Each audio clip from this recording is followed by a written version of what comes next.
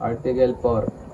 The United States will, for the term of 10 years, from the date of the exchange of the ratifications of present treaty, admit Spanish ships and merchandise to the ports of the Philippine Islands on the same terms as ships and merchandise of United States.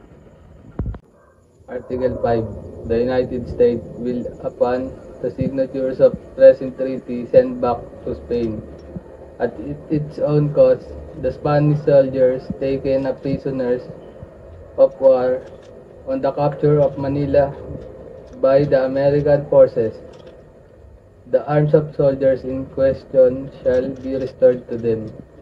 Spain will, upon the exchange of the ratification of the present treaty, proceed to evacuate the Philippines as well as the island of Guam on terms similar to those agreed upon by the commissioners appointed to arrange for the evacuation of Puerto Rico and other islands in West Indies. Under the Protocol of August 12, 1998, which is to the continue in force till its provisions are completely executed. The time within which the evacuation of Philippine Island and Guam shall be completed shall be fixed by two governments. Stand-off colors and captured war vessels, small armed guns of all calibers, with their carriage and accessories, powder, ammunition, livestock, and materials and supplies of all kinds belonging to the land and naval forces of Spain.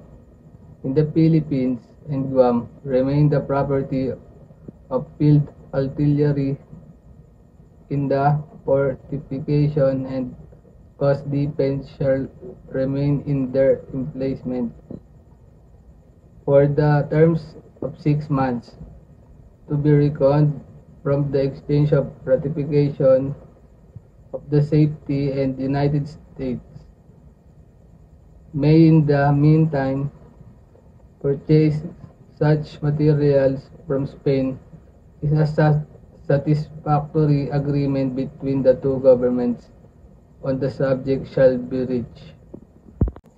Article 6. Spain will, upon the signatures of the present treaty, release all prisoners of war and all persons detained or imprisoned for political offenses in connection with the insurrection in Cuba and Philippines and the war with the United States.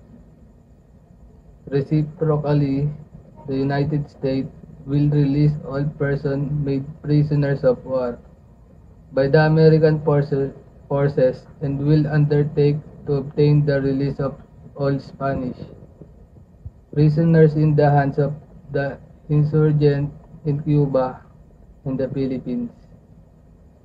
The government of the United States will at its own cost return to Spain, and the government of Spain will at its own cost return to the United States, Cuba, Puerto Rico, and the Philippines, according to the situation of their respective homes. Prisoners released and or caused to be released by them, respectively, under this article